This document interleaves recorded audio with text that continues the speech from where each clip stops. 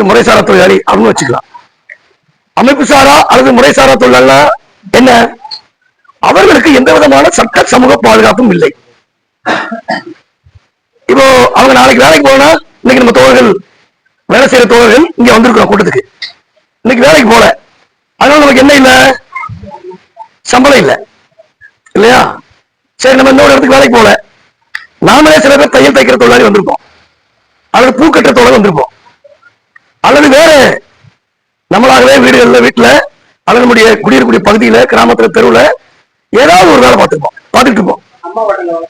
அம்மா ஹோட்டல்ல இப்படி சுயமா வேலை பார்த்தாலோ அல்லது எங்கேயாவது இடத்துல வேலை பார்த்தாலோ இன்னைக்கு வேலைக்கு போகல, அதனால சம்பளம் இல்லை.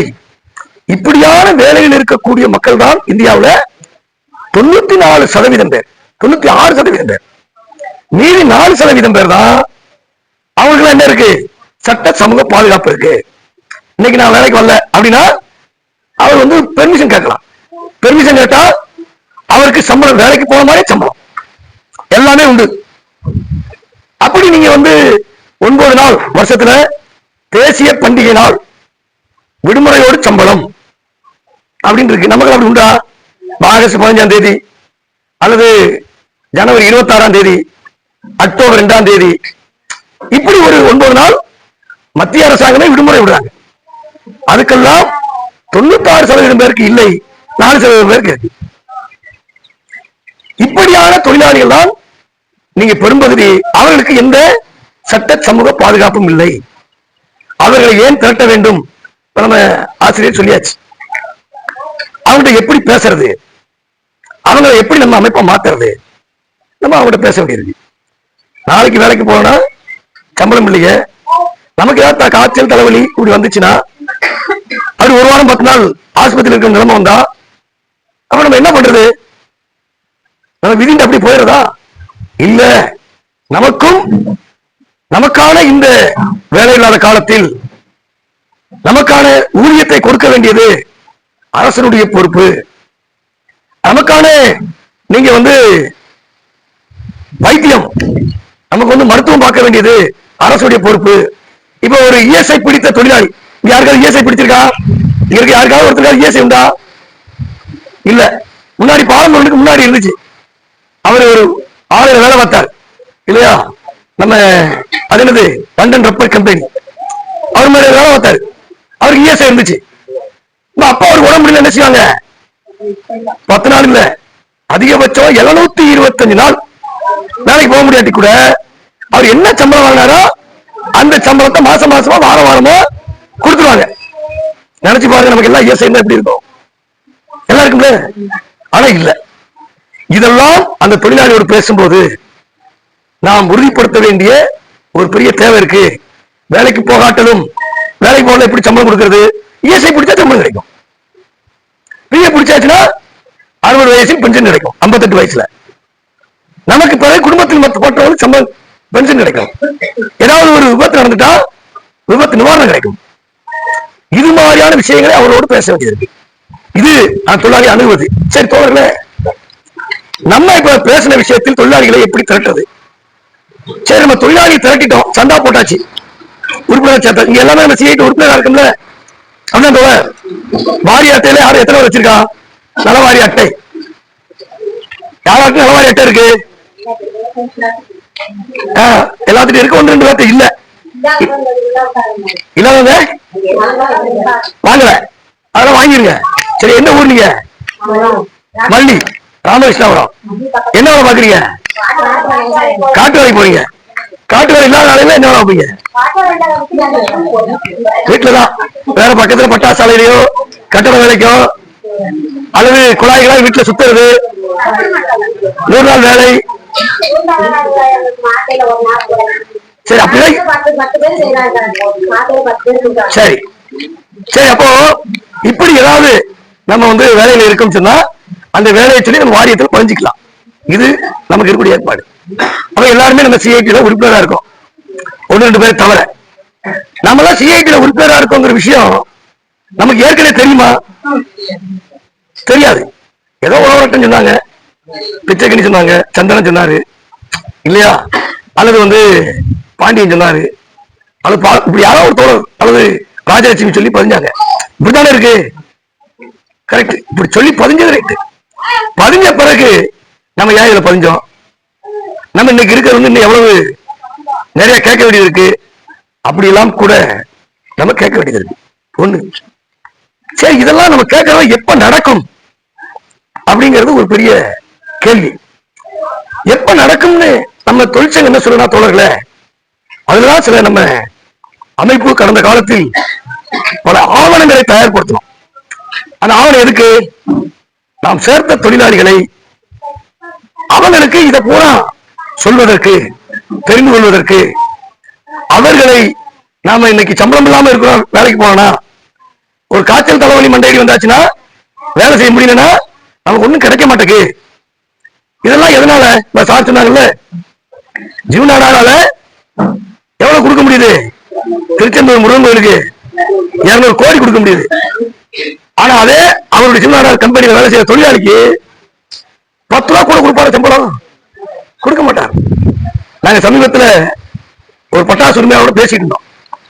அப்ப எங்கிட்ட கேட்டார், நீங்க வாட்டுக்கு தொழிலாளிக்கு நீங்க பட்டாசு ஆலையில வெடி விபத்துல இறந்து விட்டா 25 லட்சம் ரூபாய் கேட்கறீங்க.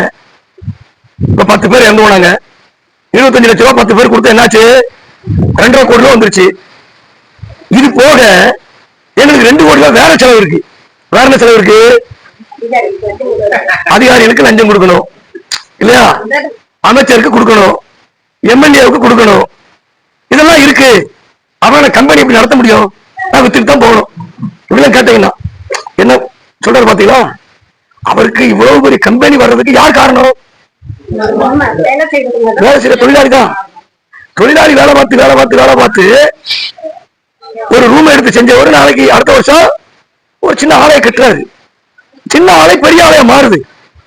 அப்புறம் கார் வாங்குறாரு, பங்களா கட்டுறாரு, 1-2 ஆலைகளாக பெருகுது. இப்ப கடைசியா வெடிவிபத்து நடந்த அந்த மெர்க்குரி பட்டாசு ஆலை அந்த முதலாளி 10 ஆலைக்கு சொந்தக்காரர். இப்படிதான் ஒருத்தரும் அவர்கிட்ட கேட்டா இன்னொரு பட்டாசு முதலாளி என்ன சொல்றாரு, இப்படி கொடுத்தா எப்படி கட்டா நீங்க இப்படி கேக்குறீங்க? அப்ப தொழிலாளிக்கு, அப்போ முதலாளிக்கு தொழிலாளிக்கு கொடுக்கறது அவ்வளவு கஷ்டப்படுது, அதிகாரிகளுக்கு தரலாம். அது கோயில் குளத்துக்கு அள்ளி கொடுக்குறான். ஏன் கோயில் குளத்துக்கு அள்ளி கொடுக்குறான்? அப்படி கொடுத்தா நம்ம மக்கள் என்ன நினைப்ப வர? ஏப்பா புண்ணியவா, புண்ணியவா பெரிய கொடையாளப்பா இல்ல, அதான சொல்றாங்க. ஆனால் அவருக்கு வேலை செய்யற தொழிலாளிக்கு வரும்போது கொடுக்க தயாரா இல்லை, கொடுக்க மாட்டார். நம்ம தான் சண்டை போட்டோம், நம்ம அந்த முதலாளிட்ட கேட்டோம், போலீஸ் அதிகாரிகிட்ட கேட்டோம். நான் தோழர் மகாலட்சுமி, அதே போல அம்பேத் குமரேசன், இந்த தோழர் கூட என்ன சண்டை போட்டோம்? கறிக்கட்டையா ஒருத்தர் வெந்து விடையாராது இல்ல, பாத்தீங்க டிவில, என்னை காப்பாற்ற முடியாதா அப்படின்னு உயிர் போய்கிட்டே இருக்க முடியாது. அதுக்கு மேல ஓட முடியல. இது மாதிரி செட்டு பக்கத்துல வெளியில படுத்துட்டு ஆஸ்பத்திரி வந்து உயிர் போயிடுச்சு. நான் கேட்டோம், இந்த வீடியோ எல்லாம் பாத்தீங்கள, இப்படி உனக்கு உழைச்சு கொடுத்தவனுக்கு நீ வந்து இழப்பீடு கொடுக்கறதுக்கு ஒன்னால முடியல, அப்படி கொடுத்தா நீ வந்து கம்பெனிய வித்துட்டு போயிடும் நினைக்கிற அப்படின்னு நம்ம கேள்வி எழுப்பும்போது பதில் சொல்ல முடியல. தொடர்ந்து இதுக்கெல்லாம் என்ன காரணம்? நம்ம கொடுக்கறதை கொடுக்க மாட்டேங்கிறான், ஆனா யாருக்கோ கேட்காத ஒரு இடத்துக்கு அள்ளி அள்ளி கொடுக்குறான். அப்படி கொடுப்பதன் மூலமா அவருக்கு என்ன பேர் வந்துருது? பெரிய வள்ளல் இல்லையா? சாதாரண ஜனங்கள் சொல்ல வச்சிடறாங்க. இப்படிப்பட்ட நிலைமையெல்லாம் ஏன் இப்படி இருக்கு? நம்ம தொழிலாளி நம்ம கொடுக்காதவனை பார்த்து இவன் வந்து முள்ள மாதிரி முடிச்சதுக்கு ஏமாத்து பேர் வழி, நான் அவனுக்கு உழைச்சேன் எனக்கு கொடுக்கல, ஆனா முள்ள கோயில் கொண்டு போய் 200 கோடி கொடுக்குறான் அப்படின்னு சொல்ல வேண்டிய தொழிலாளி என்ன சொல்றாங்க? அவர் வல்லது. அதுக்கு காரணம் நம்ம அமைப்பு செயல்பட்ட விதத்தில் உள்ள கோளாறு. உங்களை தொழிலாளியை சொல்ல, அமைப்பு செயல்பட்ட விதம் சரியில்லை. அதுதான் நம்முடைய அமைப்புடைய ஆவணம் சொல்லுது. தோழர்களே, இந்த இதுக்கு என்னதான் காரணமா சொல்லுது? நம்முடைய ஸ்தாபனம் எப்படி இருக்கணும் அப்படின்னு அமைப்பு சட்டம் சொல்லுது. சரி, அமைப்பு சட்டம் என்ன சொல்லுது? அமைப்பு சட்டத்தினுடைய இலக்கு லட்சியம் என்ன சொல்லியிருக்கு? இந்தியாவில் இருக்கக்கூடிய எல்லோருக்கும் எல்லாம் கொடுக்கணும், அவர் சொன்னார்ல, சோவியத் யூனியன்ல ஏழை பணக்காரன் இல்லை இல்லையா? எல்லாரும் உழைக்கணும், எல்லாரும் உழைக்கணும். உழைச்ச உழைப்பால் வரக்கூடிய என்னத லாபம் இல்ல, அந்த உற்பத்தி செய்த பொருளை பங்கீடு செஞ்ச எல்லாத்துக்கும் இல்லையா? அப்படி பங்கீடு எல்லாத்துக்கும் எல்லாரும் உழைக்கணும். அப்படி உழைத்ததால் வந்ததை எல்லோருக்கும் மறு பங்கீடு பண்ணிடணும். அப்படி பண்ணுவதன் மூலமாக, அதை போல சமூகமயமாக்குவதன் மூலமாக ஏழை பணக்காரன் இருக்காது. ஏழை பணக்காரன் சுரண்டல் இல்லைன்னு அர்த்தம் இல்லையா? இப்போ சுரண்டல் அப்படின்னு என்ன சொல்ற? எப்படி வருது சுரண்டல்?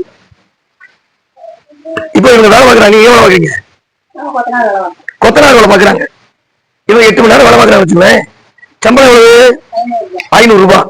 ஆனா உண்மையாகவே இதே கொத்தனார் வேலைக்கு போகக்கூடிய நம்ம தோழர், உங்க பேர் என்ன தோழர்? சுந்தரம்மாளுக்கு, இதே சுந்தரம்மாள் கேரளாவில் வேலை பார்த்தா எவ்வளவு சம்பளம் சொல்லுங்க? கேள்விப்பட்டு 800 ரூபாய் கொடுக்குறாங்க. 800 ரூபாய் வச்சுக்கணும், தோழர் 900 ரூபாய் இருக்காங்க, அவங்க 800 ரூபான்றாங்க. அப்ப 800 ரூபாய் கொடுக்க வேண்டிய சுந்தரம்மாள் என்ற கட்டட தொழிலாளிக்கு 400 ரூபாய் கொடுத்தா மீதி 400 என்னாச்சு?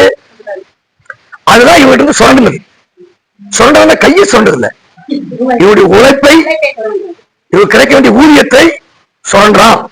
தெரிஞ்சுக்கிட்டோமா? 800 ரூபாய் கொடுக்கறதுக்கு பதிலாக 400 ரூபாய் கொடுத்து 400 ரூபாய் சுரண்டி வச்சுக்கிறாங்க.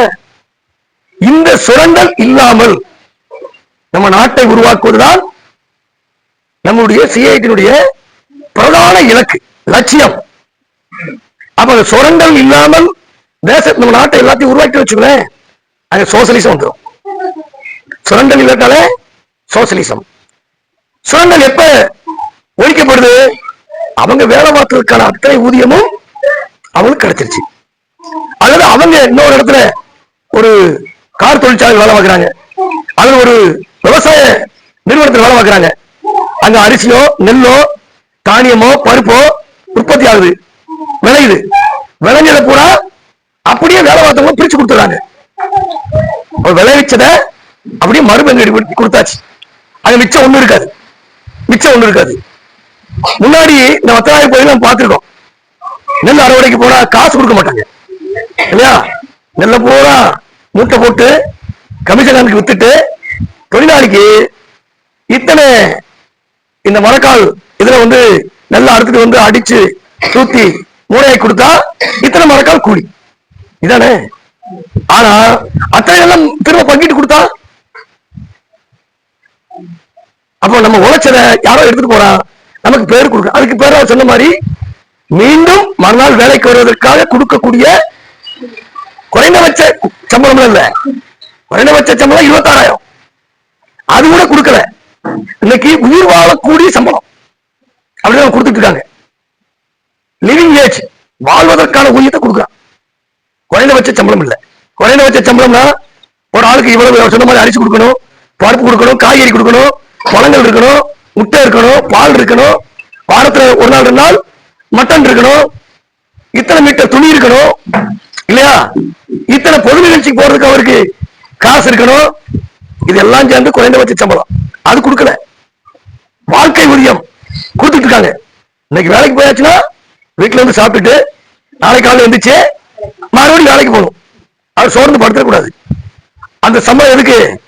நம்ம நல்லா இருக்கா இல்ல, நம்ம தலவாக்கமா இருக்கா இல்ல, மறுநாள் காலையில் நீங்க அங்க வந்து வேலை செய்யணும். அதுக்காக அப்படிப்பட்ட நிலையை ஒவ்வொரு தொழிலாளிக்கும் நாம் சங்கத்தில் சேர்த்து வைத்தவர்களுக்கு நாம் அதை சொல்லி புரிய வச்சிருக்கோமா அப்படின்னு வரும்போது அது நடக்கல. ஏன் நடக்கல?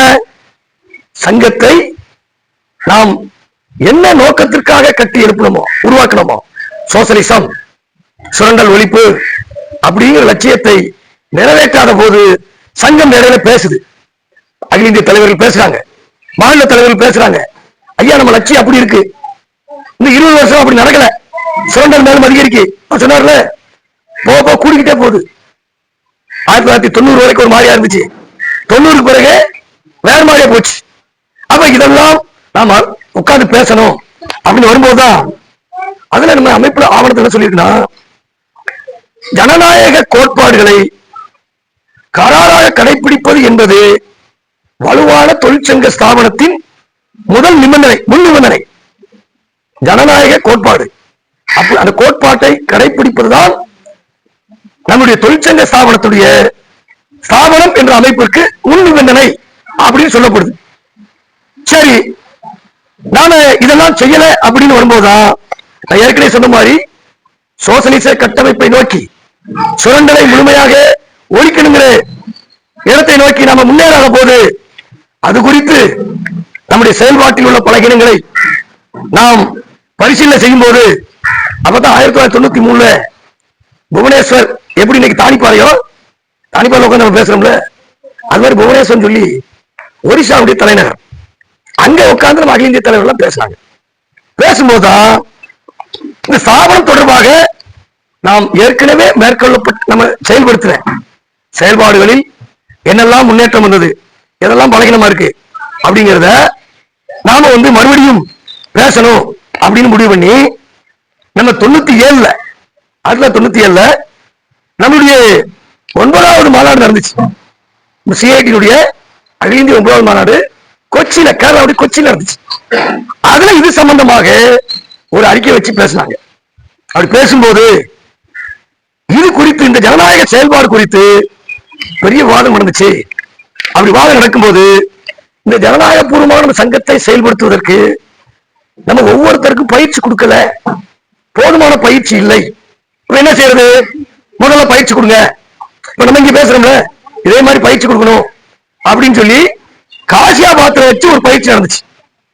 2000 ஒரு பயிற்சி கொடுத்து அந்த பயிற்சியில நாம இப்ப எப்படி செயல்படுத்துறது அப்படிங்கிற முறையில அந்த அறிக்கையை இறுதிப்படுத்தி அந்த அறிக்கையின் மீது கோழிக்கோட்டில் நடந்த 10வது மாநாட்டில் நம்முடைய எல்லா இந்தியா முழுவதும் வந்த தலைவர்கள் இது மாதிரி உட்கார்ந்து பேசினாங்க. அப்படி பேசும்போது ஒரு 4 விதமான பணிகளை நாம் செய்யணும், அமலாக்கணும், கடைபிடிக்கணும் அப்படின்னு சொன்னாங்க. என்ன 4 விதமான விஷயம்? ஒண்ணு, நம்மளுடைய உறுப்பினர் பலம், நம்முடைய உறுப்பினர் பலத்தை மிகப்பெரிய அளவுக்கு அதிகரிக்கணும். அப்படி அதிகரிக்கக்கூடிய உறுப்பினர் பலத்தை அமைப்பாக மாற்றணும். தோழர் மகாலட்சுமி சொன்னாங்கல்ல, எப்படி செயல்படுத்துறது, கிளை என்ன, கமிட்டி என்ன, மாவட்ட குழு என்ன. அப்ப இப்படி நம்ம உறுப்பினர் பலத்தை அதிகரிக்கணும். அந்த உறுப்பினரை சேர்த்தவர்களை கிளையாக, அந்த கிளையெல்லாம் ஒண்ணு சேர்த்து ஒரு இடைக்கமிட்டியாக மாற்றுறதுல மாவட்ட குழுவாக செயல்படுத்தணும் அப்படிங்கிறது ஒண்ணு. அப்புறம் நம்ம அமைச்ச அமைப்பை ஜனநாயகபூர்வமா செயல்படுத்தணும். ஜனநாயகபூர்வமா எப்படின்னு பின்னாடி சொல்றேன். அடுத்து நம்முடைய தோழர்களுக்கு, இந்த வேலைகளை செய்ய வேண்டிய தோழர்களுக்கு முறையான பயிற்சி, கல்வி, அதுக்கு இதுக்கு அடிப்படையாக இருக்கக்கூடிய தத்துவம், இத நம்ம தோழர்களுக்கு சொல்லிக் கொடுத்து அவங்களை வளர்த்து எடுக்கணும். அப்புறம் நம்முடைய மாநில அளவில் நம்ம சங்கங்கள் இருக்கு. போக்குவரத்து தொழிலாளர் சம்மேளனம், மின்சார தொழிலாளர் சம்மேளனம், ஆட்டோ தொழிலாளர்களுக்கான சம்மேளனம், அந்த தோழர் சொன்ன மாதிரி கட்டுமான தொழிலாளர்களுக்கான சம்மேளனம்.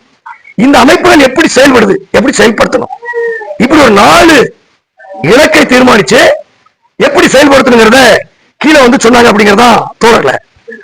அதுல நம்முடைய ஸ்தாபனம் எப்படி செயல்படணும் அப்படிங்கிறத நம்ம தனித்தனியா அதுல வச்சு விவாதங்களை நடத்தி, அதுல குறிப்பா பெங்களூர்ல 2001 நம்முடைய பொதுக்குழு கூட்டம் நடந்துச்சு. அதுல நம்ம ஸ்தாபனத்தை எப்படி செயல்படுத்துங்கிறத, குறிப்பா துறைவாரியான சம்மேளனங்களை எப்படி செயல்படுத்துறது, சங்கங்களை எப்படி செயல்படுத்துறது முடிவாக்கப்பட்ட தொடர்ல. இதுல நீங்க பெங்களூர்ல, அதே மாதிரி நம்முடைய சிலிகுரி, கல்கத்தா மேற்கு வங்காளத்தில் சிலிகுரியில, அதே போல 2005 ஆலப்புழால, நம்முடைய கேரளாவில், இதெல்லாம் நம்ம செயல்படுத்துவதற்கான ஊழியர்களை தயார்படுத்துவதும், அதே போல ஸ்தாபன செயல்பாட்டை பரிசீலனை செஞ்சதும், இது எல்லாத்தையும் தொகுத்து நாசிக்கில வச்சு இதை இறுதிப்படுத்தினாங்க. சரி, இதெல்லாம் செஞ்சுட்டாங்க. எங்க குறை இருக்கு கண்டுபிடிச்சாச்சு. இப்போ பேசி பெங்களூர்ல, திருப்பதியில, அப்புறம் நாசிக்ல எல்லாம் பேசி குறைய கண்டுபிடிச்சாச்சு. சரி, இப்ப ஏன் இந்த நிலைமை ஏற்பட்டுச்சு அப்படின்னு நம்ம பார்க்க வேண்டியது. தோழர்களே, இப்ப தோழர் சொன்னார்ல, இந்தியா மட்டுமல்ல உலகம் முழுவதும் 1990க்கு பிறகு எல்லாமே மாறிக்கிட்டு இருக்கு. என்ன மாறுது? தொழிலாளி முதலாளி அப்படிங்கிற உறவு இல்லை. இப்ப நீங்க பாத்தீங்கன்னா நீங்க போன்ல ஆர்டர் பண்ணி வச்சுங்க, உங்க வீட்டுக்கு என்ன வரும்? என்ன கேட்டாலும் வந்துடும். சாப்பாடு வேணுமா, அரிசி பருப்பு பலசரக்கு வேணுமா இல்லையா, அதே மாதிரி சைக்கிள் வேணுமா, குழந்தைகளுக்கு விளையாட்டு சாமான் வேணுமா, செல்போன் வேணுமா, துணிமணி வேணுமா, என்ன கேட்டாலும் ஆர்டர் பண்ணியாச்சுன்னா வந்துடும். சரி, ஆர்டர் பண்ண வீட்டுக்கு கொண்டு வராருல, அவர் யாரு? இப்ப நீங்க இங்க போய் சுருளத்தூர்ல ஒரு பலசரக்கு கடையில போய் நீங்க வேணுங்கிற சிட்டையை கொண்டு கொடுத்து வாங்கிட்டு சொல்லி சரக்கு வாங்கிட்டு வந்தீங்கன்னா, அந்த சரக்கு போட்டு முடிஞ்சா கல்லால ஒருத்தர் ரூபா வாங்கிடுவாரு. அவர் யாரு? அந்த கடை முதலாளி, ஓனர். உள்ள அந்த சரக்கு போல எடுத்து கொடுக்குற யாரு? அந்த தொழிலாளி. யார்கிட்ட வேலை செய்யறாரு? அந்த கடை ஓனர்கிட்ட வேலை செய்யறாரு. அப்ப இவர் முதலாளி, அவர் வேலை செய்யற தொழிலாளி. ஆனா நீங்க போன்ல புக் பண்றது பாத்தீங்கன்னா, அவரு பொருளை கொண்டு வர எங்க இருந்தோ, அவருக்கு முதலாளி யாரு? நீங்க எந்த கடைக்கு புக் பண்ண தெரியாது, பொருளை தான் சொல்றீங்க. எனக்கு எனக்கு வந்து சாம்சங் செல் வேணும், ஆர்டர் பண்றீங்க. எனக்கு வந்து சுடிதார் இத்தனை வேணும், இத்தனை மிடி வேணும், இத்தனை ஃபேண்ட் வேணும் இல்லையா, குக்கர் வேணும், வாஷிங் மிஷின் வேணும், இப்படி ஆர்டர் பண்றீங்க. ஆர்டர் பண்ணா எந்த முதலாளிட்ட ஆர்டர் பண்ணீங்க தெரியாது. கொண்டு வரவர் யார்கிட்ட வேலை பார்க்காரு தெரியாது. இப்ப நீங்க பலசரக்கு கடையில் வேலை பார்க்கிறவருக்கு இவர் முதலாளி, அவர் தொழிலாளி. அவருக்கு ஒரு சம்பளம் கொடுப்பாரு, நம்ம அவர் போனஸ் கொடுப்பாரு, வேலையை விட்டு அதாவது சாயந்தரம் கடையை பூட்டி போகும்போது டாட்டா கொடுப்பாரு. இதுதான் நடக்கும். ஆனா நம்ம போன்ல புக் பண்ணி வர்ற பொருளுக்கு யார் முதலாளின்னு உங்களுக்கும் தெரியாது, அவர் கொண்டு வர வீட்டுல கொடுக்காருல அவருக்கும் தெரியாது. அப்படின்னா நாளைக்கு ஒரு தலைவலி காய்ச்சல் படுத்துக்கிட்டாரு, 10 வருஷம் உங்க கம்பெனில வேலை பார்த்தேன், எனக்கு சர்வீஸ் சம்பளம் கிராஜுவிட்டி கொடு அப்படின்னு யார்கிட்ட கேட்க முடியும்? எந்த ஓனத்தை கேட்கறது? ஓனமே தெரியாதுல்ல. இன்னைக்கு அப்படி ஆகி போச்சு தோழர் இல்லையா? யார் முதலாளி, யார் தொழிலாளி, யார் எங்க வேலை பார்க்கிறா அப்படின்னு தெரியாது. இப்ப இந்த நிலைமையில தான் அப்ப சிஐடி என்ன முடிவெடுத்தோம்? இப்படிப்பட்ட நிலைமைகள் மாறி போச்சு. இந்த நிலைமைகளுக்கு ஏற்ப நம்முடைய ஸ்தாபனத்தில் ஏற்பட்ட, நம்முடைய ஸ்தாபனத்திலும் அதே மாதிரி அரசியல் ரீதியாகவும் ஏற்பட்ட இந்த வளர்ச்சி போக்குகளை நாம இப்ப இருக்கக்கூடிய நடவடிக்கைகளுக்கு ஏற்ப நாம இந்த கீழ்கண்ட முடிவுகளை நம்ம எடுத்து அமல்படுத்த வேண்டிய விஷயமாக பார்க்க வேண்டியிருக்கு தோழர்களே. அதாவது நம்முடைய அமைப்பு என்ன சொல்லுது? ஒட்டுமொத்த தேசத்தில் இருக்கக்கூடிய எல்லா தொழிலாளிகளும் தொழிற்சங்க இயக்கத்தில் அனைவரும் ஓரணியில் ஒன்றுபட வேண்டும் அப்படின்னு சொல்றோம். அது அப்படிப்பட்ட இலக்கினை நாம வந்து முன்வைக்கிறோம். ஆனா நமக்கு இன்னைக்கு இருக்கக்கூடிய அமைப்பு அப்படி தேசிய அளவுல எல்லா தொழிலாளிகளையும் உள்ளடக்கி அந்த பக்கம் நம்ம வலுப்படுத்தி இருக்கிறோமா? எல்லாத்தையும் ஒண்ணு சேர்த்து அது அப்படி இல்லைன்னா என்ன சொல்றாங்கன்னா, அப்படி இல்ல, அப்படி இல்லாதனால அது நம்மளுடைய ஆளும் வர்க்கம், அதே மாதிரி ஏகாதிபத்தியம். இதெல்லாம் என்ன நான் பின்னாடி சொல்றேன். இந்த வார்த்தை எப்படி புதுசா இருக்க, இப்படி வார்த்தை நம்ம கேள்விப்படலையே நம்ம ஊர்ல வேலை செய்யற இடத்துல, நம்ம பல ஆளுகிட்ட இல்லையா. இங்க வந்து ஒரு புதுச வார்த்தைய ஆளும் வர்க்கம், ஏகாதிபத்தியம் அப்படின்னு சொல்றோம். இப்படியான அமைப்புகள் இருந்து வரக்கூடிய தாக்குதலை இது வந்து கடுமையாக அதிகரிக்கும் போது அதனால் ஏற்படக்கூடிய சுரண்டலின் தாக்குதல் இருக்குல்ல, தீவிரம், அதை எதிர்கொள்ளக்கூடிய அளவிற்கு நம்மளால் வலுவான கூட்டு போராட்டத்தை நடத்த முடியாதுன்னு சொல்றாங்க. அப்படின்னா இந்தியா முழுக்க ஒரு பரந்துபட்ட ஒட்டுமொத்த உழைப்பாளிகளையும் நம்முடைய அமைப்புக்கு பின்னால் ஓரணியில் தரணும். தரலன்னு சொன்னா இந்த ஏகாதிபத்தியம், இந்த இல்லையா, இந்த முதலாளித்துவம், இவங்க நடத்தக்கூடிய தீவிரமான தாக்குதலை எதிர்கொள்ளக்கூடிய சூழலில் நாம இருக்கிறது சிரமம் அப்படிங்கறத நமக்கு வந்து சொல்றாங்க தோழர்களே. அப்படின்னா இத பூரா தொழிற்சங்கத்தை, பல்வேறு அமைப்புகளை ஒன்றுபடுத்த வேண்டிய தேவை, இது எதிர்கொள்ளணும் சொன்னா இதை பூரா ஒன்றுபடுத்த வேண்டிய தேவை இருக்கு. இப்போ நீங்க பாத்தீங்கன்னா ஜூலை 9 நீங்க இப்போ போன வாரம் நடந்த மறியல்ல யாரெல்லாம் கலந்துக்கிட்டீங்க? ஸ்ட்ரைக்ல கை தூக்க பார்ப்போம். ஸ்ட்ரைக்கு மறியலுக்கு வந்தாங்க. செல்வத்தூர்ல, அதே மாதிரி அருப்புக்கோட்டையில, ராஜபாளையத்துல, சிவகாசியில தோழர்கள் கலந்துக்கிட்டு எல்லா ஊரும் நடந்துச்சு. ஆனா கொஞ்சம் பேர் கை தூக்கிருக்கோம், பல பேர் கை தூக்கல இல்லையா? அவங்க கொஞ்சம் பேர் கை தூக்கல, சில பேர் கலந்துக்கிறது இல்லை. தோழர்களே, எல்லாரும் கலந்துக்க வைக்க வேண்டியது இருக்கு. இப்போ அப்ப இந்த நடந்த போன வாரம் மறியல்ல அல்லது ஸ்ட்ரைக்ல 25 கோடி பேர் பங்கேற்றிருக்காங்க. 25 கோடி. 25 கோடி கொஞ்சமா? மிகப்பெரிய எண்ணிக்கை. தமிழ்நாட்டுடைய ஒட்டுமொத்த ஜனத்தொகை எவ்வளவு? 8.5 கோடி பேர். இப்ப தமிழ்நாடு மாதிரி எல்லாம் குட்டி குடும்பம் சேர்த்தா கூட தமிழ்நாடு மாதிரி 3 மடங்கு மாநிலங்களில் ஒன்னா சைக்கிள் எப்படி இருக்கும் அப்படி சைக்கிள் நடந்தது. அப்ப இந்த சைக்கிள் நடத்துறது யாரு? நம்ம தான். நம்ம முயற்சியில எல்லாத்தையும் ஒண்ணு சேர்த்துட்டோம். யாரெல்லாம் ஒண்ணு சேர்த்துட்டோம்? திமுக தொழிற்சங்கத்தை, பல கட்சி தொழிற்சங்கத்தை, காங்கிரஸ் தொழிற்சங்கத்தை, ஏஐடிசி தொழிற்சங்கத்தை, ஏஐசிசி, இப்படி 10 தொழிற்சங்கத்தை சேர்த்தாச்சு. நீங்க 10 தொழிற்சங்கம் சங்கமாக நம்மளோட சேர்ந்து சைக்கிள் இருந்தாங்க. அதே மாதிரி நம்முடைய ஆசிரியர் இருந்தாங்களா, ஆசிரியர் சங்கம், அரசு சங்கம், பேங்க், இன்சூரன்ஸ், இப்படி ஒரு மத்திய மாநில அரசு துறை ஊழியர்கள், பொதுத்துறை ஊழியர்கள், இப்படி எல்லாம் சேர்த்து அதை சைக்கிள் பண்ணியாச்சு. இது சங்கமாக பேர் சொல்லி வந்தவங்க. 2 தொழிற்சங்கம் வரல. தமிழ்நாட்டில் அதிமுக தொழிற்சங்கம் வரல. இந்தியா முழுக்க பிஜேபி தொழிற்சங்கம் வரல. அவர் சொன்னால பிஎம்எஸ் அப்படிங்கிற தொழிற்சங்கம் போராட்டத்துக்கு வரல. அந்த சங்கம் வரல. ஆனா சங்கத்துக்கு பின்னாடி இருக்கக்கூடிய தொழிலாளிகள் ஸ்ட்ரைக் வந்துட்டான். ஏன் வந்துட்டான்? இப்ப 10 தொழிலாளிகள் பட்டாசு ஆலையில வெடிவிபத்தில் இறந்தவங்களுக்கு 25 லட்சம் கொடு அப்படி போராடணும். யாரு? சிஐடி மட்டும்தான் போராடணும். அந்த போராட்டத்துல சிபிஎம் கூட இருந்துச்சு. சிபிஎம் யாரு? சிபிஎம் மார்க்சிஸ்ட் கம்யூனிஸ்ட் கட்சி நம்ம கூட இருந்துச்சு. இறந்து போன 10 பேரும் சிஐடில மட்டும், அது சிபிஎம்ல மட்டுமா இருந்தாங்க. அதுல இருந்தவங்க 3 பேர் தான் நம்ம அமைப்போடு தொடர்பு இருந்தவங்க. மீதி 7 பேரு நம்ம அமைப்புக்கு எந்த சம்பந்தம் இல்லை. அவங்களுக்காக நம்ம போராடுறோம். அவங்க நம்மளோட நிக்கிறாங்க. போய் போராட்டம் 3 நாள் பாடியை வச்சுட்டு வாங்கல. பாடிய ஏற்கனவே வந்த பாடி கறிக்கட்டையா இருக்கு. அத நம்ம கிராமத்துல ஓலப்பாயில சுருட்டி கட்டி வச்சிருக்கான். இப்ப ஓலப்பாயில கிடையாது, மல்லு துணிதான் கட்டி வச்சிருக்கான். அதை வாங்கல. இழப்பீடு கொடுக்கணும், வாங்க வேண்டாம். தைரியம் என்ன தொழிலாளி கோர்ட்டுக்கு போனோம். அதுன்னு சொல்லிட்டான், நீ 15 லட்சம் கொடுத்தா தானப்பா உனக்கு ஜாமீன் சொல்லிட்டான். கொடுத்துட்டான். அந்த தொழிலாளிகள் கேட்டாங்க, இறந்து போன தொழிலாளி குடும்பம், நம்ம சங்கத்துக்கு நாங்க என்ன கொடுக்கணுமா அப்படின்னு கேட்டாங்க. ஒண்ணும் கொடுக்க வேணாம் கேட்கும். நீ சங்கத்தோட இரு, சங்கத்தோட இரு, உன் ஊர்ல ஏதாவது சங்கமா மாத்து அப்படின்னு சொல்லிட்டோம். இப்படி நம்ம சங்கத்துல நேரடியா இல்லாத தொழிலாளிகள், சங்கத்துக்கு அப்பாற்பட்ட தொழிலாளி, வேற சங்கத்துல கட்சி கூட பார்த்தீங்கன்னா வேற கட்சி, திமுக இல்ல, பாதி பேர் திமுக, அதிமுக இல்ல, காங்கிரஸ் இல்ல, பிஜேபி இல்ல, எந்த கட்சிக்காரரும் இறந்து போன தொழிலாளிக்கு ஆறுதல் சொல்ல இல்ல. ஆனா நம்ம தான் போராட்டம் நடத்தணும்.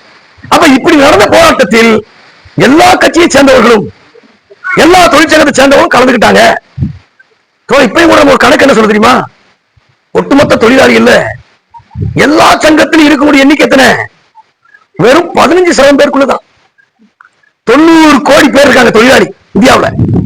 அதுல விவசாயம் சார்ந்த தொழிலாளி 40 கோடி பேர். மீதி 50 கோடி தொழிலாளி யாரு? கட்டட தொழிலாளி, தையல் தைக்கிறவங்க, பட்டாசு வேலை செய்யறவங்க, அல்லது அச்சில வேலை செய்யறாரு, லோடுமனா இருக்கிறாரு, ஆட்டோ ஓட்டுறாரு, பூ கட்டுறாங்க, சாலை வருது, இப்படியான தொழிலாளிகள் தான் மொத்தம் எவ்வளவு? 50 கோடி பேர். இந்த 50 கோடி பேர்ல எல்லா சங்கத்தையும் சேர்த்து உறுப்பினர்கள் 15% தான். ஆனால் போராட்டத்தில் கலந்து கொண்டவர்கள் 25 கோடி பேர். இதைத்தான் நம்ம சங்கம் என்ன சொல்லுதுன்னா, இப்படி நம்ம கூட்டு போராட்டத்தை நடத்தி சங்கத்துக்கு அப்பாற்பட்டவர்கள், மாட்டு சங்கத்தில் இருப்பவர்கள் உள்ளிட்டவர்களை பூரா கூட்டா சேர்த்து போராடி பங்கேற்க வச்சுட்டோம், பங்கேற்க வச்சாச்சு. ஆனால் இப்படிப்பட்ட அந்த வாய்ப்பை நீங்க சிறப்பா பண்ண பிறகு கூட இது ஒரு பக்கம் ஒண்ணு சேர்த்திருக்கோம். இன்னொரு பக்கம் என்னது? நான் சொன்னல, ஏகாதிபத்தியம், அதே மாதிரி ஆளும் வர்க்கம், இவங்களுடைய நிலைமை எப்படி இருக்கு? அவங்க சொன்னார்ல 90க்கு பிறகு தாராளமயமாக்கல் கொள்கையை கொண்டு வந்தாங்க. கொண்டு வந்து யாரு? நான் சொல்ல பலசரக்கு கடையில கடை முதலாளிகிட்ட வேலை பார்த்தவர்கிட்ட இருந்து சரக்கு வாங்கி முதலாளிகிட்ட காசை கொடுத்து சரக்கு வாங்கிட்டு வந்து நிலைமை போய் யார்கிட்ட சரக்கு வாங்கணும்? எந்த முதலாளிட்டு வந்துச்சு? இவர் எந்த கம்பெனில வேலை பார்க்காரு, தெரியாமலே சரக்கு வாங்கிட்டு இருக்கோம். இதுக்கு பேர் தான் உலகமயம். யார்கிட்ட இருந்து யார் வேலை பார்த்து கொண்டு வாங்க தெரியாது. இதுக்கு பேர் உலகமயம். அந்த உலகமயம் எப்படி இருக்கு? முதல்ல 1990 இந்த உலகமயத்தை சொல்லும் போது சொன்னாங்க, நம்ம சிஐடி கடுமையை எதிர்த்தோம், கூடாது. 91 சைக்கிள்ஸோம் வேலை நிறுத்தம். இப்ப பண்ணோம்ல, இது 22வது பொது வேலை நிறுத்தம். அப்போ 91 9வது பெரிய வேலை நிறுத்தம் பண்ணோம். அப்ப என்ன சொன்னாங்க பாத்தீங்களா? அந்த சிஐடி காரங்க உலகமயம் புதுசா வருதுன்னா, நவீனம் வருதுன்னா வேண்டாங்கிறாங்க.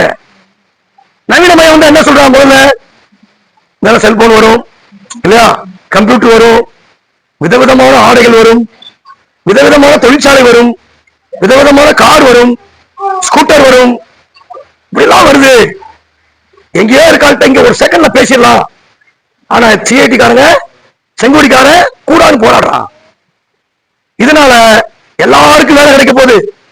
படிச்சவன் படிக்காதவன் எல்லாரும் வேலை கிடைக்க போகுது. எல்லாரும் கை நிறைய சம்பளம் கிடைக்க போகுது. எல்லாரும் கை நிறைய சம்பளம் கிடைச்சா என்ன ஆகும்? எல்லாத்துக்கும் சொந்த வீடு வந்துடும். அப்படிதானே? சொந்த வீடு வந்துடும். வீட்டுக்கு 2 மோட்டார் பைக் வந்துடும். வீட்டுல உள்ள பிள்ளைங்க நல்ல பெரிய பள்ளிக்கூடத்தில் படிக்கும். அதுக்கு மறுபடியும் படிச்சு நல்ல வேலைக்கு போயிடும். இதெல்லாம் வேணுமா வேண்டாமா அப்படின்னு கேட்ட உடனே பல பேருக்கு என்ன மயக்கம் வந்துருச்சு. ஆகா, இப்படியான விஷயத்தையே இவங்க வேணான்றாங்க. யார் வேணான்றா? நம்ம சிஐடி வேணாம், செலவு பிடிக்கிறாங்க அப்படின்னு சொன்னாங்க. நம்ம என்ன சொன்னா, இதெல்லாம் உண்மை இல்லையா? இது தேன் தடவிய வார்த்தைகள், நம்பாத. லேசா தேனை தடவி வச்சிருப்போம், நக்கி பார்த்தா கொஞ்சம் நல்லா இருக்கும். ஆனா அதுக்கு பிறகு பாத்தீங்கன்னா கொடூரமான கசப்பு இருக்கும் அப்படி சொல்லி கேட்கல. கடைசி என்ன போச்சு? அந்த கொள்கை அமலாக்கி 91 இருந்து இப்போ வரைக்கும் எத்தனை வருஷம் ஆச்சு? 34 வருஷம் ஆச்சு. சாரி, ஆமா 34 வருஷம் ஆச்சு. 91 இருந்து 2025 ஆச்சுல. இங்க நம்ம உட்கார்ந்து இருக்காங்க எத்தனை பேருக்கு சொந்த வீடு இருக்கு? கை தூக்க சொந்த வீடு இருக்காது. எல்லாத்துக்கும் இருக்கல. இங்க கை தூக்கணும் பார்த்தீங்கன்னா 10 பேர் தான். உட்கார்ந்து இருக்க எத்தனை பேரு? 50 பேர்ல 40 பேருக்கு இல்ல சொந்த வீடு. இல்ல எத்தனை பேர்ட்ட சொந்த மோட்டர் பைக் இருக்கு? கை தூக்க பார்ப்போம்.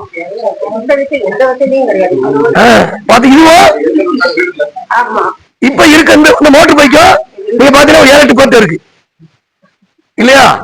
அப்ப அவன் சொன்னது மாதிரி உண்மை இல்லையில இல்லையா? எல்லாருக்கும் வேலை கிடைச்சிடும், எல்லாருக்கும் கை நிறைய சம்பளம் கிடைக்கும், சொந்த வீடு வந்துடும், மோட்டார் பைக் வரும், விதவிதமான ஆடம்பர வாழ்க்கை இருக்கும்.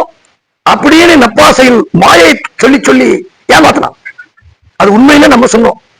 அதெல்லாம் இல்ல, டிவிக்காரன், பேப்பர்காரன், அமைச்சர்கள், மந்திரிகள் எல்லாம் சொல்லிட்டு இருந்தான். அது உண்மையில 35 வருஷமா பார்த்துட்டோம். தொடர்ந்து அது யாருக்கு ஆகாதுன்னு நம்ம சொன்னோம். நமக்கு மட்டும் இல்ல, நான் சொன்ன அந்த ஆளு வர்க்கம் சொல்றேனே, அந்த ஏகாதிபத்தியத்துக்கும் இப்ப ஆகல. ஏகாதிபத்தியம் யாரு? அமெரிக்கா கேள்விப்பட்டிருக்கீங்களா? முதலாளி ஒரு சின்ன பட்டாசு தொழிற்சாலை முதலாளி, சின்ன அது அச்சு தொழிற்சாலை முதலாளி. ஒரு சின்ன ரூம் பிடிச்சி ஒரு மிஷினை வச்சு வேலை செய்வார். அவர் பார்த்தா சொந்த கட்டடத்துக்கு போடுவார். பெரிய பெரிய மிஷினை வாங்குவார். ஒரு மிஷினுக்கு 10 மிஷின் இருக்கும். ஒரு ஃபேக்டரிக்கு 10 ஃபேக்டரி வந்துடும். இப்படியே போய் போய் போய் பெரும் முதலாளி ஆயிடுவார். பெரும் முதலாளிகளுக்கெல்லாம் சேர்ந்த ஆட்சி நடக்குது. யாருக்கு? இவருக்காக தான் ஆட்சி. அந்த ஆட்சி இந்த முதலாளி எல்லாம் 50 கோடி வச்சிருந்தவன், 100 கோடி வச்சிருந்தவன், 1000 கோடி, 5000 கோடி, 1 லட்சம் கோடியை தாண்டி போயிட்டான்னு வச்சுங்க, அவங்களுக்காக ஆட்சி நடக்கும் பேர் தான் ஏகாதிபத்தியம் சொல்றோம். இப்படி இந்த ஏகாதிபத்தியம் இவங்கெல்லாம் இப்ப என்ன சொல்றாங்கன்னா, சேச்சே இந்த பழம் புளிக்கப்பா அப்படிங்கிற. அன்னைக்கு வந்து என்ன சொன்னா, இந்த பழம் அப்படியே ரசனையான பழம். பாம்பே குமரேசன் இந்த தோப்புக்குள்ள ஆரியல் நல்ல மாம்பழத்தை சாப்பிட்டாரு இல்லையா? ரசனையான மாம்பழம் நல்லா இருந்துச்சு. ஆனா பிடிச்ச மாங்காய் போட்டு சாப்பிட்டுக்க மாட்டாரு. அப்படி இந்த இந்த கொள்கையை அவ்வளவு நல்லா இருக்குன்னு சொல்லிட்டு அவங்க என்ன சொல்றா, இனிமேல் உலகமயம் வேண்டாம். யார் சொல்றா? ஏகாதிபத்தியமே சொல்லுது. இந்த அமெரிக்க ஜனாதிபதி என்ன சொல்றாரு? நீ கேள்விப்பட்டிருக்க, டிவி எல்லாம் பாத்தீங்களா? நம்ம ஊர்ல இருந்தாலும் அமெரிக்காவில் வேலை வைக்கிறாங்க கொஞ்சம் பேர், ஊருக்கு ஒருத்தன். அதையில போல செயினை போட்டு கையில கொலகார மாதிரி செயினை போட்டு காலில் செயினை போட்டு ஏத்தி கொண்டு நடு ரோட்ல விட்டுட்டு போயிட்டான். இனிமேல் அங்க வந்துடாத. எங்க வந்துடக்கூடாது? அமெரிக்காவுக்கு வரக்கூடாது. ஏன் வரக்கூடாது? அமெரிக்காவில் இருக்க வேலையில எங்களுக்கு தான், வெளிநாட்டுக்காரங்க கிடையாது. சரி, அமெரிக்காவுக்குள்ள ஏதாவது பொருள் வந்துச்சுன்னா, இப்ப நம்ம இங்க இருந்து சத்திரப்பேட்டில இருந்து மருந்து துணி அங்க போகுது. எங்க போகுது? அமெரிக்காவுக்கு போகுது. பேப்பர் போகுது. இங்க இருந்து நல்ல அரிசி அங்க போகுது, கோதுமை போகுது, இரும்பு இங்க அங்க போகுது. அதன் போல சொல்லிட்டா, இனிமேல் உங்க பொருளை ஊருக்கு வந்தா 100% வரி. நம்ம ஊர்ல கிராம மகிமை வாங்க பாத்திருக்கீங்களா? உள்ளூர்ல கத்திரிக்காய் நடக்கும், அவருக்கு 10 ரூபாய் போட்டுட்டு இருப்பாரு. வெளியில கத்திரிக்காய் வந்தாருன்னா அவருக்கு மகிமை 5 ரூபா. அவர் என்ன செய்வாரு? 12 ரூபாய்க்கு விற்கணும். உள்ளூர்ல 10 ரூபாய்க்கு விற்கும் போது இவர் கத்திரிக்காய் 15 ரூபாய்க்கு போறாங்க, ஆக மாட்டாங்கல்ல. அது மாதிரி அமெரிக்காவுக்கு எந்த பொருளும் வரக்கூடாது. அப்ப இதைத்தான் முதல்ல என்ன சொன்னாங்க? இது உலகமயம், யாரும் எங்கேயும் கட்டுப்பாடு கிடையாது. இங்க இருக்காள் அங்க வேலைக்கு வரலாம், அங்க இருக்காள் இங்க வேலைக்கு வரலாம், இப்படிலாம் சொன்னாங்க. இப்ப அவங்களுமே நெருக்கடியில சிக்கின உடனே என்ன சொல்றாங்க? வரிய போடுறான். அடுத்து என்ன செய்யறாங்கன்னா, அங்க வேலை செய்யற தொழிலாளிக்கு கொடுத்த சம்பளத்தை குறைக்கிறான், எல்லா சலுகையும் நிப்பாட்டுறான். இப்படிப்பட்ட நிலைமை ஒரு கடுமையான தாக்குதலை, அது அமெரிக்காவில் மட்டுமல்ல, இந்தியாவில் தான், நம்ம நாட்டில் தான், நம்ம ஊர்ல தான். முதலாளிக்கு நெருக்கடி கூட கூட அது என்ன பண்றான்? அது நெருக்கடி கூட யார் மேல தூக்கி வைக்கிறான்? வேலை செய்யற தொழிலாளி மேல தூக்கி வைக்கிறான். சம்பளத்தை குறைப்பாங்கிறான், போனஸை கொடுக்க முடியாங்கிறான். 8 மணி நேரம் வேலை பார்த்தியா, இனிமேல் 12 மணி நேரம் வேலை பாரு, ஓட்டியெல்லாம் கிடையாது. அப்படிங்கிற ஒரு நிலைமை கடுமையாக அதிகரிச்சுக்கிட்டு இருக்கு. இந்த தாக்குதல் மேலும் மேலும் தீவிரமாகும். இந்த தாக்குதலை எதிர்கொள்வது தான் அதுக்கு ஏற்ப நம்முடைய ஸ்தாபனத்தை, அமைப்பை வலுப்படுத்துவதற்கான அனைத்து முயற்சிகளையும் நாம ரொம்ப காலம் கடத்தாம செய்ய சொல்றாங்க. ரொம்ப காலம் கடத்தக்கூடாது. ஏன்னா இந்த நிலைமையில முதல்ல தெரிஞ்சுக்கிட்டோம்ல, இவ்வளவு பெரிய தாக்குதல் வருது, அதே மேல வரக்கூடிய நெருக்கடியை நம்ம தலைவர் தூக்கி வைக்கிறா. இதை எதிர்கொள்ளணும்னா நாம் அமைப்பை அதற்கேற்ப பலப்படுத்த வேண்டியது இருக்கு. வெளியில இருக்கக்கூடிய நிலைமைகள் சரியில்லாம இருக்கு, அதை எதிர்கொள்வதற்கு நாம் அமைப்பை செயல்படுத்தணும். அப்படி வரும்போது தோழர்களே, நம்முடைய சங்கம், நம்முடைய தொழிற்சங்கம் ஜனநாயக பூர்வமாக எல்லா மட்டங்களிலும் செயல்படக்கூடிய சூழலை நாம கடுமையா உருவாக்கணும். இல்லைன்னு சொன்னா இந்த மூர்க்கத்தனமான தாக்குதல் இருந்து நம்முடைய தொழிலாளிகளை அவனை பாதுகாக்க ரொம்ப சிரமம். அப்படிங்கிற முறையில தான் நம்முடைய அமைப்பு சொல்லுவது தோழர்களே. இது இந்த ஜனநாயக பூர்வமா செயல்படுத்தின எப்படி நம்ம ஏற்கனவே சொல்லிட்டோம். இப்போ நம்ம அமைப்புல ஒரு உதாரணத்துக்கு உடல் தொழிலாளர் சங்கம் வச்சுங்க. நம்முடைய மாவட்டத்துல 20 பதிவு செய்யப்பட்ட சங்கம் இருக்கு, மாவட்ட சங்கம். மாநில சங்கம் ஒரு 7 இருக்கு. அதுல உடல் தொழிலாளர் சங்கம் 1. இப்போ நம்ம உறுப்பினராக 1000க்கு மேல சேர்த்திருக்கோம். 3000 பேர் சேர்க்கணும் அப்படின்னு இலக்கு இருக்க, நம்ம எல்லாம் சேர்ந்து செய்யணும். இந்த 1000 பேர் சேர்த்தோம்ல, இப்ப உதாரணத்துக்கு சாத்தூர் வச்சுங்க, பாண்டிய இருக்காரு. சாத்தூர்ல 250 பேர் சேர்த்தாச்சு, அப்படிதான பாண்டியன்? அல்லது சிறுவில்லிபுத்தூர்ல எவ்வளவு சேர்த்துக்கணும் உடல் உழைப்புல? இப்போ வரைக்கும் 200 பேர் சேர்த்தாச்சு. நாளைக்கு ஒரு கூட்டம். எது கூட்டம்? நம்ம அடுத்து விலைவாசி இருக்கிறதா அல்லது நமக்கு வாரிய பயன்கள் இன்னும் பல மடங்கு கூடணும் அப்படிங்கிற கோரிக்கைக்காக ஒரு போராட்டம் நடத்த போறோம். அந்த போராட்டத்துக்காக தயாரிப்பு கூட்டம். எவ்வளவு பேர் வருவாங்க? 50 பேருக்குள்ள வருவாங்க. சேர்த்த எத்தனை பேரு? 200 பேரு. சரி, சேர்த்த 200 பேருக்கும் நேரடியா பார்த்து நோட்டீஸ் கொடுக்கறோமா? கொடுக்கல. அப்புறம் எவ்வளவு பேர் கொடுக்குறோம்? ஒரு 60-70 பேருக்கு. நமக்கு எப்ப வாய்ப்பு கிடைக்கும், நமக்கு இருக்கக்கூடிய இந்த கால நேரம் சூழல் இதுக்கேற்ப கொண்டு போய் கொடுக்கிறோம். நம்ம அமைப்பு என்ன சொல்ல, ஜனநாயக செயல்பாடு என்ன சொல்லுன்னா, 200 பேரை சங்கத்தில் சேர்த்துட்டீங்கன்னா 200 பேரை நேரடியா சந்திக்கணும். 200 பேருக்கும் அழைப்பு கொடுக்கணும். இந்த கூட்டம் எதுக்காக அப்படிங்கிறத அவங்கள சொல்லி ஏத்துக்கிற வைக்கணும். இப்ப தோழ சொன்னாங்கல்ல, எப்படி அவங்கள பேசுறது அப்படின்னு சொல்றான். அவங்கள நம்ம நம்முடைய அமைப்பில் உறுப்பினராக சேர்த்தாச்சு. அமைப்பு செய்யக்கூடிய ஒவ்வொரு நடவடிக்கையும் சேர்த்த ஒவ்வொருத்தையும் போய் சொல்லணும். அப்படி சொல்லி கூட்டத்தை நடத்தணும். அப்படி கூட்டத்தை நடத்தணும் சொன்னா எல்லாரும் வந்தாங்க வச்சுங்க. உதாரணத்துக்கு 200 பேர் வந்தாச்சு. 200 பேரும் நம்ம கூட்டத்துடைய தகவல் அந்த கூட்டத்தில் பேசுறோம். இப்போ நம்ம சார் பேசி முடிச்ச உடனே ஒரு கருத்தை சொல்லுங்க, கேள்வி சந்தேகம் கேட்டோம்ல, கேட்கும்போது எத்தனை பேர் பதில் சொன்னோம்? கேள்வி கேட்டோம், ஒரு தோழர் மட்டும்தான் கேட்டாங்க இல்லையா? மற்றவங்க யாரும் கேட்கல. அதெல்லாம் ஜனநாயக செயல்பாடு. 200 பேர் கூட்டத்துக்கு வந்தாங்கன்னா 200 பேர் கேள்வி எழுப்பணும். கேள்வி எழுப்பணும்னு அவங்களா எழுப்புவாங்களா? அவர்களை எழுப்ப வைக்கணும். எப்ப எழுப்ப வைக்க முடியும்? நீங்க நம்மளுடைய வாரியத்துல 3000 பென்ஷன் வேணும் அப்படிங்கிறத ஆர்ப்பாட்டம் வச்சிருக்கோம். அல்லது நீங்க நமக்கு படிக்கிற பிள்ளைகளுக்கு, வாரியத்தில் கூடிய பிள்ளைகளுக்கு 1ஆம் கிளாஸ் படிப்பு செலவு அரசாங்கம் ஏத்துக்கணும், அதுக்கு தான் ஆர்ப்பாட்டம். உங்க வீட்டுல 2 பிள்ளை படிக்க, இவர் வீட்டுல நீங்க 60 வயசு தாண்ட ஒருத்தர் இருக்காரு, 1200 பென்ஷன் கொடுக்காங்க, 3000 பென்ஷன் வேணும் அப்படிங்கிற விஷயத்த ஒவ்வொரு தொழிலாளியும் புரிய வச்சுன்னு வச்சுக்கோங்க. ஆமா நமக்கு 3000 பென்ஷன் வேணும்ல, ஆமா நம்ம பிள்ளைக்கு 2 பேரும் கடைசி வரை படிக்கிறதுக்கு இன்னைக்கு இருக்கக்கூடிய பள்ளிக்கூடங்கள்ல கல்லூரியில் கூடிய ஃபீஸ நம்ம உழைச்சு கட்ட முடியாதுல்ல. அப்ப நம்ம அதுக்கு தக்கன அரசாங்கம் வாரியத்துல இருந்து எல்லாம் படிப்பு ஏத்துக்கிட்டோம். ஏன் ஒரு குறிப்பிட்ட பஸ்ல பெண்கள் எத்தனை பேர் போனாலும் டிக்கெட் எடுக்க போக முடியல, அரசாங்கம் கொடுக்க முடியல. அது மாதிரி ஏன் பிள்ளைகளுடைய படிப்பு செலவு ஏத்துக்க முடியாதா அப்படிங்கிற விஷயத்தை சொல்லி அந்த தோழர், ஆம தோழர் இது நமக்கான கோரிக்கை, சரி இதெல்லாம் நடக்குமா நடக்காதா அப்படிங்கிற கேள்வி ஒவ்வொருத்தரும் எழுப்பி அப்படி கேட்கும்போது ஆமா நடக்கும். எப்ப நடக்கும்? இங்க இருக்கக்கூடிய 200 பேர் அன்னைக்கு வரணும். இது மாதிரி மாவட்டம் முழுவதும் 1000 பேர் வரணும். 1000 பேர் சேர்த்து வச்சிருக்கோம் சங்கத்துல, 1000 பேர் வரணும். கட்டட தொழிலாளர் சங்கத்துல 7000 பேர் சேர்த்திருக்கோம், 7000 பேர் வரணும். அதே மாதிரி ஆட்டோல 1750 பேர் அவர்கள் வந்துடணும். ஒட்டு மொத்தத்தில் 30,000 பேர் சேர்த்திருக்கோம். அதுல போக்குவரத்து, மின்சாரம், கூட்டுறவு இவங்களை கழிச்சு ஒரு 3500 பேரை 3500 பேரை கழிச்சு ஒரு 26,500 பேர் இந்த கோரிக்கைக்காக நம்ம கலெக்டர் ஆஃபீஸ் போறோம். போனா எப்படி இருக்கும் நினைச்சு பாருங்க. போனா அரசாங்கம் என்ன பதில் சொல்லும்? என்ன பதில் சொல்றது மட்டும் இல்ல, கொடுக்கிற ஒரு கட்டாயம் வந்துருமா? அது மாதிரி ஒரு போராட்டம் நடந்துச்சு. எப்ப நடந்துச்சு தெரியுமா உங்களுக்கு? 2018 இங்க எப்படி பல தோழர் வந்தீங்க.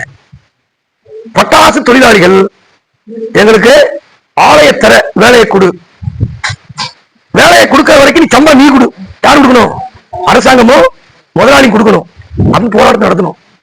25,000 பேர் வந்தாங்க. 25,000 பேர் வந்தவங்க என்ன ஆச்சு உங்களுக்கு? ராத்திரி வரைக்கும் எவனும் போக கூடாது. பட்டாசு முதலாளி நீ தொழிலாளி அனுப்புன உன் கம்பெனிக்கு லைசன்ஸ் இருக்காது அப்படி யார் சொன்னது? கலெக்டர், எஸ்பி, தென்மண்டல ஐஜி, நம்ம ஊர் மந்திரி உட்பட, KT ராஜேந்திர பாலாஜி உட்பட விடிய விடிய மிரட்டினாங்க. அதை மீறி சிஐடிக்கு பின்னால் 25,000 பேர் வந்துட்டாங்க. உடனே முதல்ல யார் வந்தாரு? KT ராஜேந்திர மந்திரி வந்தார் போராட்டத்துக்கு. நினைச்சு பாருங்க. நம்ம அமைப்புகள் நம்ம தலைவர் சொல்றாங்கல்ல, அளவு மாற்றம் குணமாற்றத்தை ஏற்படுத்தும், அரசுடைய கொள்கையே மாறும். 25,000 பேர் வந்த உடனே எந்த மந்திரி போராட்டம் நடத்தக்கூடாதுன்னு சொன்னாரோ அவர் முதல்ல நின்றார். அப்படின்னா கலெக்டர் என்ன சொல்லிட்டாரு? ரைட்டு 1ஆம் தேதி ஃபேக்டரி திறந்துக்கோங்க. திறந்தாங்க, வேலை நடந்துச்சு. நீங்க அப்படின்னா நம்ம வைக்கக்கூடிய கோரிக்கை எனக்கான கோரிக்கைங்க அப்படிங்கிற விஷயத்தை தொழிலாளிகளை ஒவ்வொருத்தரையும் நமக்கானது என்பதை சொல்லி புரிய வைக்கணும். அப்படி பண்ணாதான் அதுக்கு பேரு ஜனநாயக செயல்பாடு. அது தொழிலாளி என்ன பாரு, இது ஏன் முடியா, ஏன் சங்க முடியும், எனக்கான முடிவு அப்படிங்கிற உணர்வை ஏற்படுத்தணும் தோழர். அப்படி செய்வதன் மூலமாகத்தான் நாம் நம்மளுடைய எல்லா கோரிக்கைகளையும் வெல்ல முடியும். அப்படி வரும்போது தொழிலாளி இது ஏன் சங்கம், ஏன் அமைப்பு, எனக்கான போராட்டம் அப்படின்னு நடக்கும். இப்ப நடக்கா? விலைவாசி இருக்கிற போராட்டம் நடத்திட்டு இருப்போம். பக்கத்துல போகக்கூடிய கட்டுமான தொழிலாளி வேலையை முடிச்சு போயிட்டு இருப்பாரு. இப்படி திரும்பி பார்த்தா அப்படி போயிருவாரு. போறாப்ப தெரிஞ்சாலும் தோழர் வணக்கம் பட்டுமா அப்படின்னு போயிருவாரு. ஏன்னா இப்ப நடக்கூடிய போராட்டமோ கூட்டமோ அந்த தொழிலாளிக்கு இது நமக்கானது அவருக்கு புரியல, அவருக்கு ஏத்துக்கல, அது அவர் குறையில. அதான் என்ன சொல்றது, நம்ம சங்கம் ஜனநாயக பூர்வமான செயல்பாட்டுக்குள்ள வரணும். அவரை நீங்க சேர்த்த வர போனா கிளையா மாத்தணும். கிளையா மாத்தி நம்ம இந்த எடுத்த முடிவு அந்த கிளை கூட்டத்துல போய் சொல்லணும். அந்த கிளை கூட்டத்துல எல்லாரும் வரமாட்டாங்க. நம்ம கிளையில வந்து 15 பேர் வச்சிருக்கோம் வச்சுக்க, 25 பேர் வச்சிருக்கோம். அந்த முடிவை கிளையில முடிவாக்கி அந்த பகுதியில மைக்க வச்சு சொல்லணும், எல்லாருக்கும் போய் சேரணும். இப்படியான செயல்பாட்டை நம்ம நடத்தணும். இப்படிதான் சங்கத்தை செயல்படுத்தணும். நம்முடைய சிஐக்குடைய ஸ்தாபக தலைவர் தொழிலாளி வர்க்கத்துடைய மகத்தான பிடி ரணவிதே அவர் நம்முடைய ஸ்தாபன மாநாட்டுடைய நிறைவாக பேசும்போது சொன்னார், நம்முடைய சங்கம் எப்படி இருக்கணும், தொழிலாளிக்கு நம்மளுடைய கோட்டப்பா நம்ம சொந்த வீடு அப்படிங்கிற மாதிரி அந்த சங்கத்துக்கு வந்து போகணும். நம்முடைய சொந்த வீடு நம்ம கோட்டை இல்லையா, நம்ம வீட்டுக்குள்ள போறதுக்கு யார்ட்டே கேட்டுட்டா இருப்போம். பூட்டி இருந்தா கூட டபக்கு தள்ளிட்டு உள்ள போவோம், சாப்பாடு சாப்பிடுவோம், அதை தூங்கணும் தூங்குவோம், துணிமை எடுத்து மாத்திக்கிட்டு போயிட்டே இருப்போம். விருந்தாளி வீட்டுக்கு போறோம்னு வச்சுங்க, எப்படி இருக்கும், விருந்தா போறோம், அந்த வீட்டுக்காரர் கூப்பிடணும், நம்மள வாங்க எப்போ வந்து கூப்பிடணும், சாப்பிடுறீங்க சாப்பாடு போடணும், இதான விருந்தாளியா போறது. ஆனா நம்ம பிடிஆர் சொல்றாரு, இன்னைக்கு இருக்கக்கூடிய நம்ம சங்க செயல்பாடு அந்த தொழிலாளி அவர் சொந்த வீட்டுக்கு போன மாதிரி போகல. எங்க போற மாதிரி போறாரு, விருந்தாளி வீட்டுக்கு போற மாதிரி தயக்கத்தோட போறாரு. உள்ள போனா வரவேற்பாரா இல்லையோ, டிவி போட்டு கொடுப்பாரா இல்லையோ, உட்கார செல்வாரா இல்லையோ, இது இப்படி இருக்க கூட சங்கம். அப்போ நம்முடைய சொந்த வீட்டுக்கு போகக்கூடிய மனநிலையோடு தொழிலாளி வரணும் அப்படிங்கிற விஷயத்தை நாம வந்து தொழிலாளிக்கான நிலையை உருவாக்கணும். அப்படியான முறையில் சங்கத்தை நாம செயல்படுத்தணும் அப்படிங்கிறது சொல்லப்படுகிறது தோழர்களே. அப்படி வரும்போது நம்ம அப்படி செயல்படுத்துறது அப்படின்னு வந்தால் என்ன செய்ய வேண்டியிருக்கு, நம்முடைய அமைப்பில் நம்முடைய தோழர்களுக்கு பயிற்சி கொடுக்கணும். நம்முடைய இப்போ உடல் உழைப்பு தொழிலாளர் சங்கம் நிர்வாகிகள் ஒரு 10-12 பேர் இருப்பாங்க, மாவட்ட குழு உறுப்பினர்கள் அது ஒரு 10-15 பேர் இருப்பாங்க, மொத்தம் சேர்த்தா 25 பேர். 25 பேருக்கும் நம்ம பயிற்சி கொடுக்கணும். 25 பேரும் அந்த பகுதி சங்கத்துடைய தலைவர்களாக இருக்கணும். தலைவன் எப்படி, தொழிலாளி நம்ம தலைவரை பார்க்க போறோங்கிற ஆரவாரத்தோடு உள்ள வரணும். உள்ள போகும்போது அப்பாடி தேவா வர்றதுக்கான உள்ள அப்படி போவோம், பிற பார்ப்போம், அப்படி இருக்கக்கூடாது. சங்கத்தில் தலைவர் அவர்களுடைய சொந்த வீடாக மாத்திடக்கூடாது. தலைவர் என்பவர் ஒட்டுமொத்த தொழிலாளிகளுக்கான தலைவராக மாறணும், ஒட்டுமொத்த தொழிலாளிக்கான செயலாளராக மாற்றணும், ஒட்டுமொத்த தொழிலாளிக்கான அமைப்பாக இருக்கணும். பிடிஆர் சொன்ன மாதிரி இது நம்ம சொந்த வீட்டுக்கு வர்றோம், நம்ம கோட்டைக்கு போறோம் அப்படின்னா இருக்கணுமே தவிர நம்ம வந்து விருந்தாளியா போறோம்னு நினைப்பு வரக்கூடாது அப்படிங்கறதான் தொடர்ல நம்ம பாக்குறது. அப்படி வரும்போதுதான் நம்முடைய சங்க கோட்பாடு, கொள்கை, லட்சியம் என்ன என்பதை அந்த தொழிலாளிகளுக்கு புரிய வைக்க முடியும். எவ்வளவு இருந்தவர் பேசலாம் ரைட்டு, ஏன்னா மணி வேற 2 ஆயிப்போச்சு, 2:05 ஆயிடுச்சு, சாப்பாடு சாப்பிடணும் இல்லையா. அப்ப தொடர்ந்து ஒரு 10 நிமிஷம் முடிச்சிடலாமா, என்ன பாண்டிய வசிக்கா ரைட்டு, நீர் கடைசியா லேட்டா சாப்பிட்டு பிரச்சனை இல்ல, இங்க 10 மணிக்கு வந்த ஆள் இருக்குல்ல, சரி தோழர்களே. அப்ப நம்முடைய ஸ்தாபனத்தை அப்படியான முறையில் செயல்படுத்துவது அப்படின்னு வரணும். அப்படி வரும்போதுதான் நாம் வைக்கக்கூடிய கோரிக்கை, அந்த கோரிக்கையினுடைய விளைவை மட்டும் எதிர்த்து போராடுவது என்பதை விட இந்த கோரிக்கை, இந்த விளைவுக்கு காரணமான கொள்கை. இப்போ நமக்கு 1200 பென்ஷன் கொடுக்குறான், ஏன் கொடுக்குறான் அப்படி, 1200 பென்ஷன் கொடுத்தா வாரியத்துல 1500 ஒண்ணும் செய்ய முடியாது இல்லையா. ஒரு பென்ஷன் வாங்க ஒரு தொழிலாளி, அவருக்கு அது மட்டும் தான் வருமானம் வச்சுங்க, அவர் மூலம் சாப்பிட முடியுமா, டீ காபி குடிக்க முடியுமா, ஒரு நல்ல இடத்துக்கு போக முடியுமா, நல்ல இடத்துக்கு கூட போக வேண்டாம் விட்டுங்க, 3 நேரமும் ஒரு மாசத்துல சாப்பிட முடியுமா, முடியாது. சரி, ஏன் இப்ப இது யாருக்கும் தெரியாத அரசாங்கத்துக்கு அதிகாரி இருக்கு, அரசாங்கம் தெரியாம இருக்கு, டீ விலை 15 ரூபாய் விற்கிறது இல்லையா, வடை 10 ரூபாய்க்கு தெரியாம இருக்கு, 1 கிலோ அரிசி ஓரளவுக்கு தரமான அரிசி எவ்வளவு, 70 ரூபாய். நம்ம பெரிய பொன்னி பாசுமதி எல்லாம் இல்ல, ஏதோ ஒரு நடுத்தரமான அரிசி 70 ரூபாய். அப்ப 1200 ரூபாய்க்கு எத்தனை அரிசி வாங்கலாம் நினைச்சு பாருங்க. சிலிண்டர் எவ்வளவு, 950 ரூபாய். வீட்டுல வந்து போட்டு போனா 1005 ரூபாய் இல்லையா. காய்கறி என்ன, மத்ததுல என்ன.